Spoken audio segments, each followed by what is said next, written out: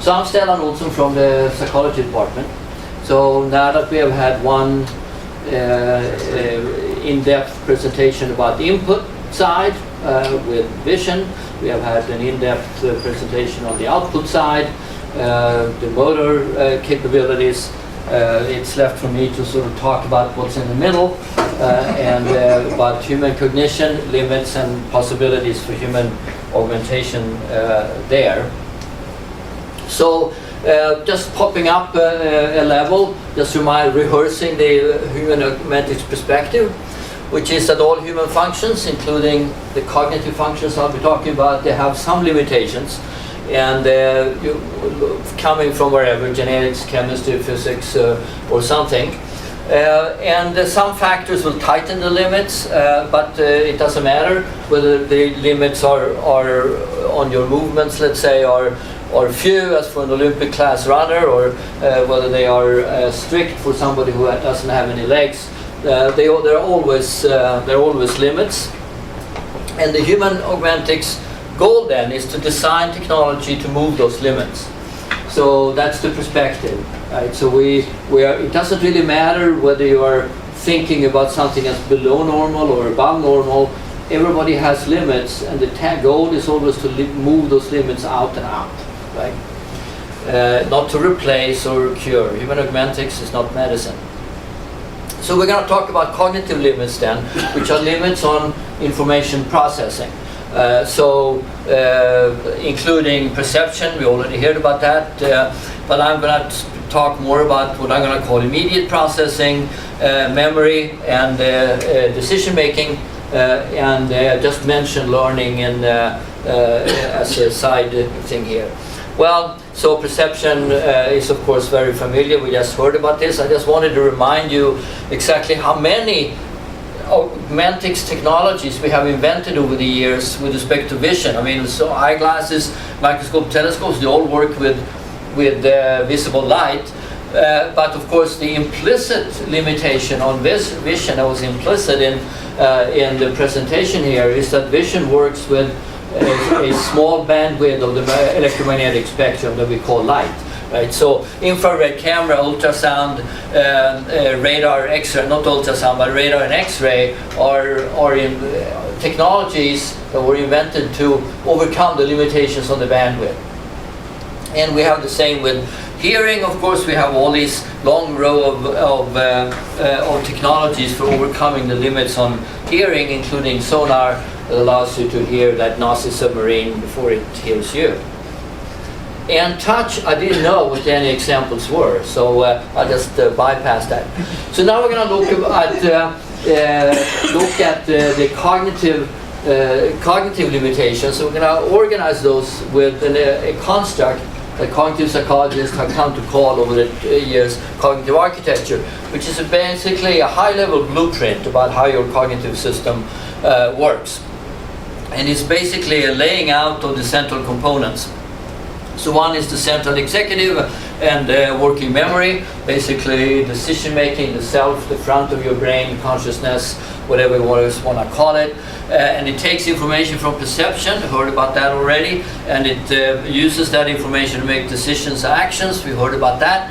So we're going to focus on the long-term memory components, where you have memory stores with storage and retrieval functions, and then processing functions that we are usually called thinking in everyday life. All of these components, all of these cognitive functions have limits on them, but the limits are very different in character. They can't clearly be classified as saying limits on resolution, like we cuts across many perceptual limits. As we shall see, they are very different, and therefore, if you want to construct human augmentics technologies, you have to be really clear on exactly what the limit is, because you're going to have to overcome those limits in qualitatively different ways. So let's begin with immediate processing. Psychologists talk about that in two basic concepts. One is working memory, which is basically limit on how much information you can keep in your head at any one time. And the standard everyday examples is, of course, you go to a party and you introduce yourself, and there are 4 people standing there, and it's hi Mary, hi John, hi Anne, hi Bob, and by the time you get to Bob, you have already forgotten what Mary was called, right? Happens to me more and more frequently as I get older and older, either because I go to more and more parties or because according to aging, I don't quite know which. If somebody tells you a phone number over the phone, call this phone number instead, you will very likely reach for paper and pencil to write it down to make sure you got it right. It's not because your head isn't big enough to hold the phone number, it is the limitation has to be understood differently. Well, so just an example of how to think about possible inventions. How could we design a technology to overcome this limit on working memory capacity in these kinds of examples? Well, just as an off-the-cuff fantasy, how about a wearable device that records every interactions you have for about 1 hour? So it's always running, and it contains what happened in the last hour. You can stop it, you can scroll back. So if you want to go over there and talk with Anne some more, you can go over and scroll back, and it communicates with the thing in your ear, and you say, and so you play back that introductory conversation and say, oh yeah, that's right, she said her name was Mary, and then you can start it up again and walk over and say, hi Mary, I want to fill up your wine glass or whatever. You can trigger up the handshake with the gyro, then you'll know where the spikes are. So each one of these spikes are the people you're shaking hands with. Excellent idea. Yeah. So the other central concept is attention. We have a peculiar interaction with the world in the sense that we are both selective and distractible. So it is both difficult to take lots and lots of things in. So standing here, for instance, I can't take in the facial expressions of everybody in the room at one point and get an assessment of level of interest or anything like that. I can't do that. I will have to focus on sort of like one face at a time. But at the same time, it is also difficult sometimes to concentrate. So trying to do some writing at Starbucks, and you have some loud person on his cell phone over here and another loud person on his cell phone over here. Your attention is actually pulled towards these other sources. We have all kinds of little things that we do, like spam filters, which is a low-level attempt to screen out information that you're not supposed to be distracted by. And it's possible here that there is a family of tech devices to be invented here that sort of machines don't have these limitations that we do. So in something like a car or an airplane cockpit, you could have sensors that point in all directions and take in everything regardless of whether you're currently focusing on it or not. And it could have rules for when you should switch your attention. Let's say it knows where you are attending because it has an eye movement camera on here that figures out where you're looking. And it knows suddenly by recording information from a 360-degree angle that you ought to be looking somewhere else than you really are, like in your rearview mirror or something like that. It goes ping in your ear and says, hey, look in your left rearview mirror. So that would be an selective attention sort of related device. So how do psychologists actually measure these limits? You might pause for a second to take a look at that. And one very old task invented in the late 19th century is that you simply read someone a random set of digits and then you stop and you ask for them to repeat the digits back. How do people do on that? Well, abysmal. If the average person who's not applying any particular mnemonic trick or anything like that to it, they do famously called 7 plus minus 2. Almost 90% of us fall between the 5 and 9 on that. So here's the result from 135 undergraduate UIC psychology students in my memory and cognition class in 2007. And here's digits. So they landed almost exactly at 7.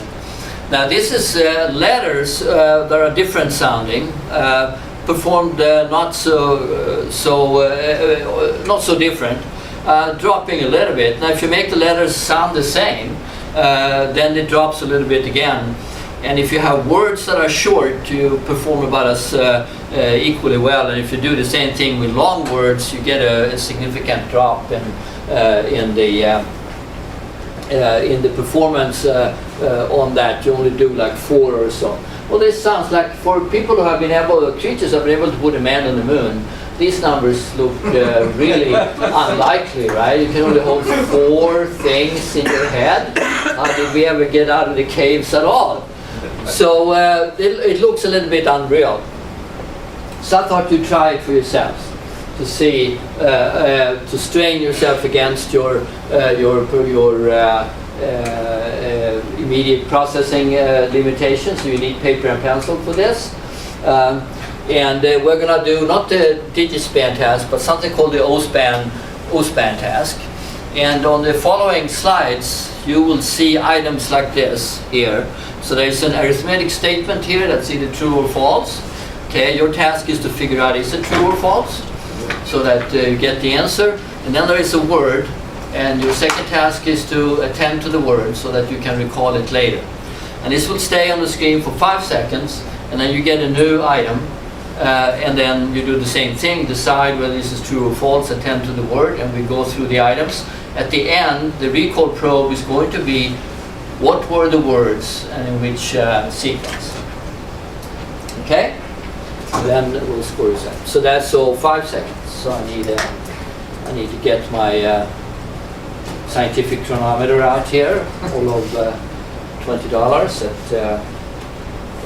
And any questions? All right, let's go.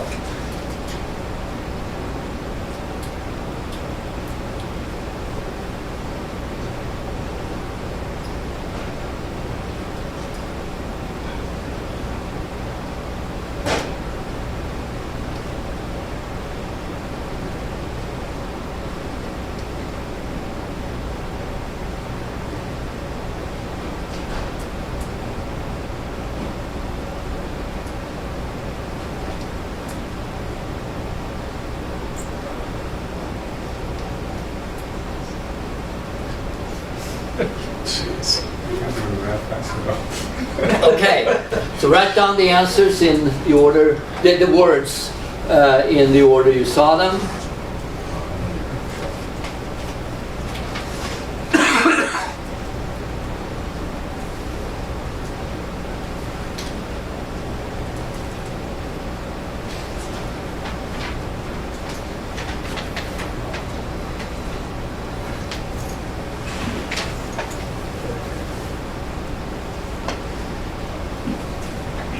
Anybody need more time to write? I can't remember that many. Okay. So check your score. These were the words: cabbage, hammock, microwave, umbrella, flower bed, cab driver, ambulance, gaslight. I got 2. Yeah, how many got all 8? How many got 2 or more? I got 2. 2 or more, see? And what about 5 or more? Okay, so 2 is very common. Many famous psychology professors, they do 2. So that's a very common score. So, but the point of the demonstration is really how constricting this limit really is. So 8 words. You know, we're all really smart people. You're going to do great careers in human mathematics and publish famous papers and so on, and get on and found companies and all of that. And you cannot hold 8 words. So that, and I hope you also could feel your brain straining. To do this task, you have to sort of like try. Now, what is trying exactly? I mean, if your brain is a computer, then presumably it runs on physics and chemistry. What's trying? But the feeling of being limited and not being able to quite do it, it should have been subjectively perfectly clear here. So okay. Devices for doing that is we talked about a couple of possibilities there. The other big component of the cognitive architecture is, of course, long-term memory. So if you had time to study these 8 words or to study whatever, you can transfer information into long-term memory, and then, of course, you can hold huge amounts of information in your head, not just 8 words. How much exactly? Well, average college-educated Western adult has a vocabulary of about 50,000 words. So let's make the simplifying assumption there is one concept behind every word. So you have 50,000 concepts, and most concepts enter into more than one proposition about the world. Cats have 4 legs, cats are cuddly, cats eat mice.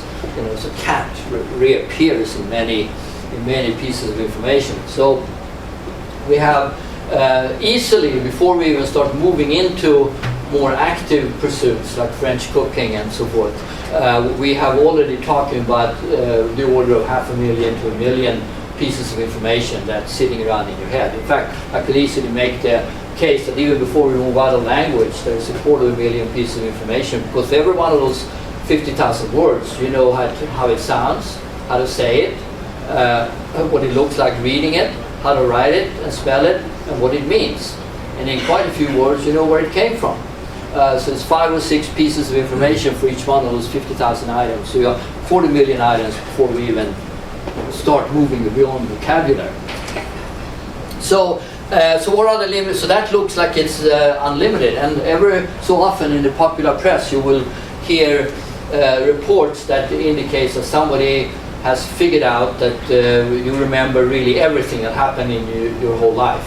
Now don't put too much weight on those. It's really hard to prove that there are no gaps, right? But it is true that when surgeons go in with direct electrical stimulation of brains, then people sometimes have really vivid recollections of childhood memories that they did not know that they had before. So that's an indication that there's a lot more there than you know. So it's a possibility that your brain actually records everything, and that the limits on long-term memory are of a completely different nature than storage and encoding. There's a possibility. But what are the limits then? Well, we have three basic limits here. So encoding. So the reason why the O-span task that we just did is difficult at all is because you don't have infinite speed in moving the stuff into a long-term memory. If you could just look at that thing and move the word into long-term memory, and then at the end you just recall it all from long-term memory the way you would a childhood memory or what you ate for breakfast yesterday or something like that, then everybody would perform perfectly on that. So there's a limit on how to encode a chunk of information into long-term memory, and the best estimate we have of that is something like 2 seconds. So I could easily make you score 0 on the O-span task by keeping each item on the screen for 1 second. That would give you no time to move those items into long-term memory. So what kind of tech could we help for that? I have no idea. It's a total free-for-all. Maybe drugs to speed up. Maybe psychoactive drugs could be invented that actually helps the synapses adapt to a new piece of information. I don't know, implants that hold information sort of like the wearable device but inside the head, and instead of answering to a call it just transfers it at its own pace into long-term memory. Who knows what is possible here. But information, it's no good putting information in storage unless you can get it when you need it. So it has to remain there.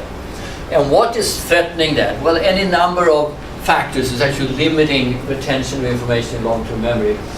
The common sense one is of course just decay, sort of equivalent to putting a photograph on the windowsill and have the sun so obliterating it over time. But there's actually, interestingly enough, less direct empirical evidence for decay than there is for interference. So you learn something about human augmentics today, and then you learn something about human augmentics next Friday, and then you try to remember what you learned 3 weeks after that. And the two pieces of information about human augmentics have been doing this while you were sleeping. So that the pieces, you will remember that Dr. Olson talked about robotics or something like that. That isn't quite true, because the pieces of information are connecting to each other in similarity, in topical relevance, and so forth, without keeping track of source. We are poor at source monitoring. When you listen to the news, evening news, and then read the newspaper the next morning on the same topic, the latest political circus or something like that, then you go into work and you talk to, and at the end of the day, you walk with a co-worker back to CDA talking about politics. You will not be sure of, and you say, oh, such and such happened in the political debates. Where did you see that? Well, you won't be sure whether it was the news program the night before or the news paper this morning, because your brain doesn't automatically encode source information. So unless you make an explicit attempt to sort of, I'm now watching the news, CNN news, or I'm now reading the newspaper, unless you have some reason to be particularly aware of that, source information doesn't get encoded in with the content information. And as a result of that, you can make all kinds of mistakes. It gets really bad when you have eyewitness reports of traffic accidents and murders and stuff, because the person first experiences the event and then sits in the courtroom listening to the other witnesses, then gets questioned and hear themselves talk about the event, and then they come back the next day or a week later and are questioned again about the event. By that time, the original event, what the other witnesses says, what the prosecutor said, what the defense attorney said, and what you yourself said, have all been sort of fused like this. And you can make people very simple experimental procedures where you make people recall things that just did not happen. Very famous studies by Elizabeth Loftus about demonstrating this. And it's changing court procedures in the US as a result of that. So what kind of, yes? Good question. So you said it takes about 2 seconds to encode a memory entry into long-term memory. So if, for the folks who are doing the audio dilation project, since we're slowing down audio, does that potentially, we do an experiment to show that potentially they can retain more because of the fact that we're slowing down the regular audio conversation, for example? It's a possibility, sure. Yeah. So I'm not sure what happens here. Just keep going. The screen forgot. So the classical text here are, of course, paper and pencil. That was a huge step forward in human civilization when we had paper and the printing press. Before there was paper and printing presses, books were handwritten. Right? So every book just existed in 1 or 2 copies, maybe. If you saw a book, you had better memorize it, because you might never be able to see it again. The rich merchant who owned it might trade it for a couple of camels or something, and they circulated right. So scholars were in the habit of memorizing entire books. And we seem to have lost the knack for doing that. Well, of course, electronics help, but it is a matter of what to store and how to find things in the electronic storage. Now, the real problem, and this is something that's fun to convince undergraduates of, that you can actually, because in ordinary common sense we hardly ever pay attention to this in this way, that you can lose a retrieval path without losing the information at the end of that path. So the obvious event that proves this is you're trying to remember who the actor was, American actor who played the American army officer who went to Japan in the 19th century and became a samurai. And then you can't really remember who that was, and the discussion goes on to something else, and then after 5 minutes you say to yourself, well, oh yeah, that was Tom Cruise, of course. Now what's going on there is that you couldn't recall. But not because the information wasn't there, because if the information hadn't been there, we couldn't have recalled it 5 minutes later. So it is a simple fact of life that these kinds of things happen, but it's extremely powerful logic embedded in that event. It proves that you can fail to retrieve information that you actually have there, because you did fail to retrieve it, but it was there because you retrieved it eventually. So retrieval paths, so this is a severe limitation, and it might be the complete explanation if it's true that we encode everything and that nothing decays over time. Then we could maybe blame all forgetting on loss of retrieval.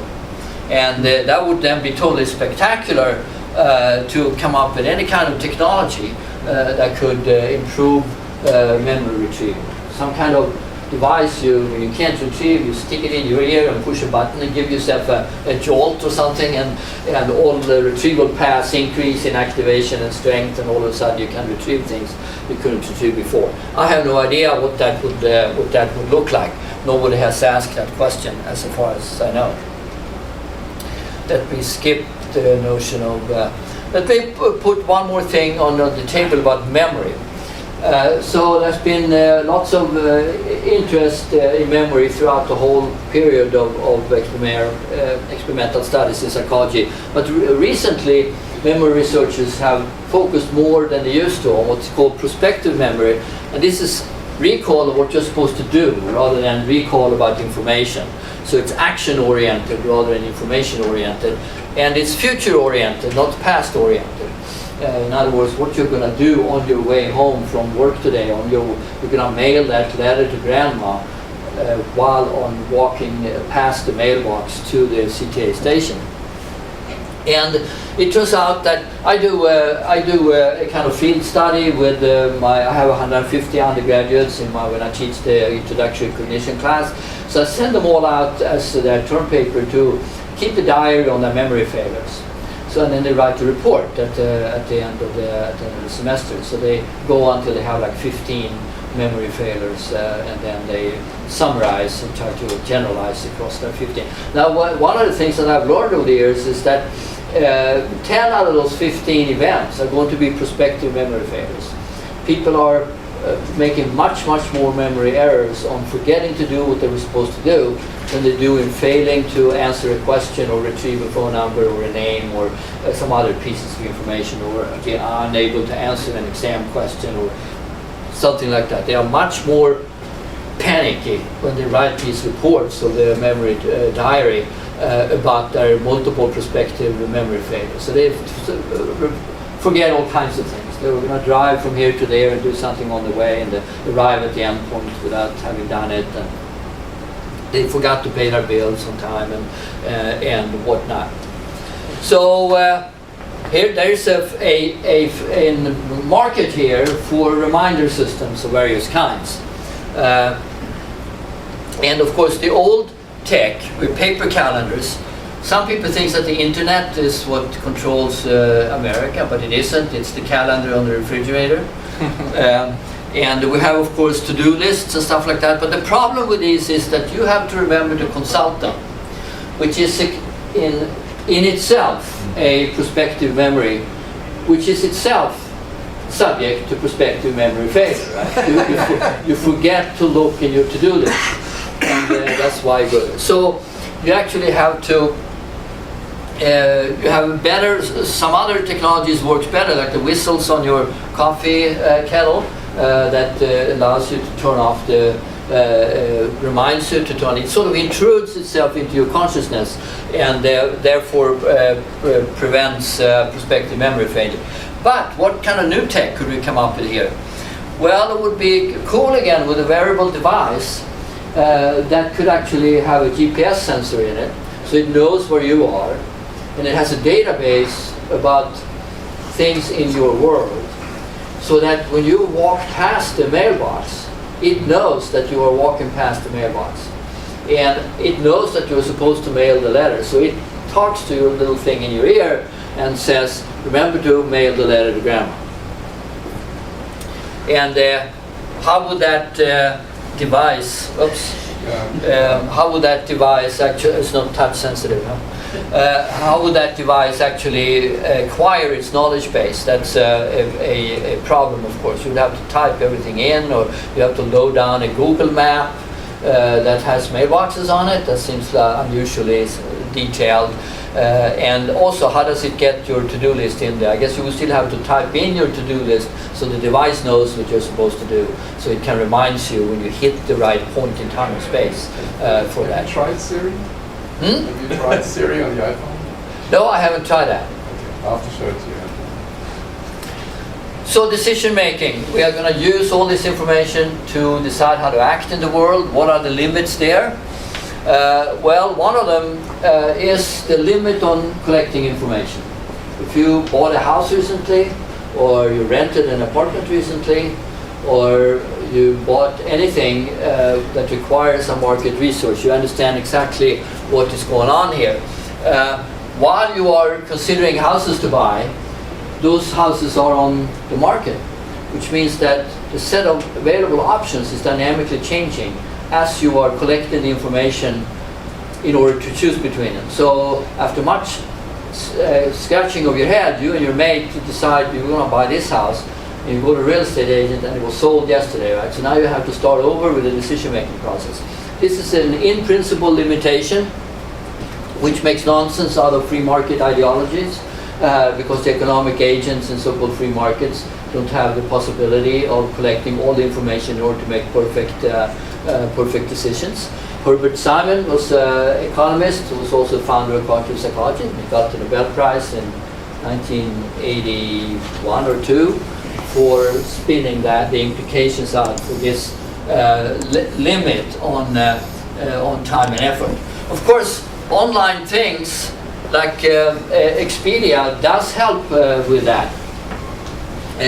But the interface matters. So my wife and I just went a few weeks ago on online shopping for a TV stand for our new TV. And we visited, Target and a few other Best Buy and some furniture stores online in order to find a suitable. And whoever programmed those interfaces, I hope they didn't go to school here at UIC. No, of course not. Horrible, impractical ways and things happening and just wiping out what you just found and so on and so forth. So, but presumably interface design will increase in usefulness, so that that actually is a kind of low version tech that I think Expedia. I've just been doing some planning for a trip to Europe in the summer, and some of the like the hotel business is particularly good. You go into Google and type hotels in Stockholm, you get these web pages that are really, really useful. And of course, the time savings with respect to looking up each hotel singularly, or even flying to Sweden to inspect the hotels and pick one and then fly back home in preparation for flying there for real. So the savings is of course phenomenal with these things.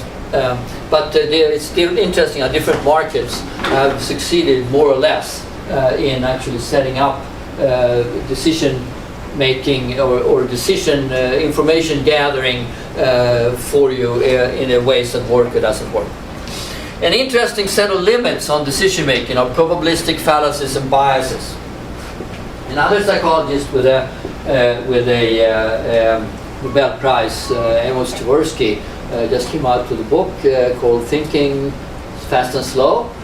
He's the main guru for information about probabilistic fallacies and biases.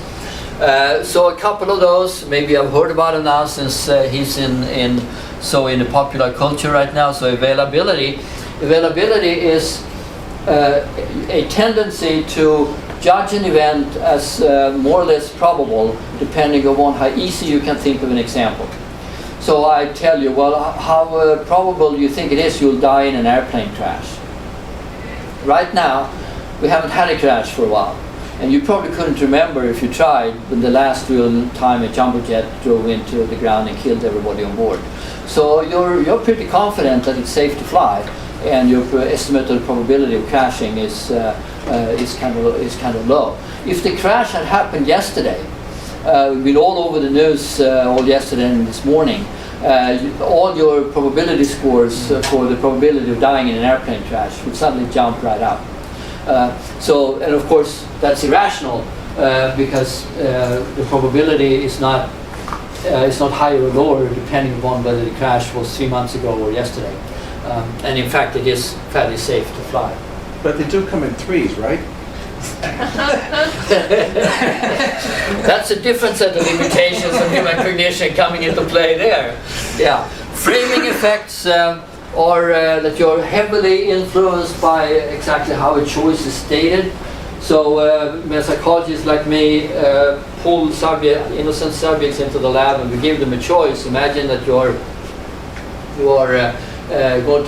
in an aid program. You're going to help a stricken village somewhere on the African countryside. There's 1,000 people in there, and they all running risk of dying in this dreadful disease. And you have 2 medicines. You can 2 vaccines to choose from. If you choose the first one, you'll save 200 out of those 1,000 threatened people. If you choose the other one, 800 out of those threatened people will die. Same thing. Which would you pick? And with a room full of smart people like this, it doesn't take you long to figure out that those are exactly the same. Average people are totally biased towards saving 200 people. Sounds so much better than killing 800 people. So framing effects like that can get really subtle and really devastating into your decision making.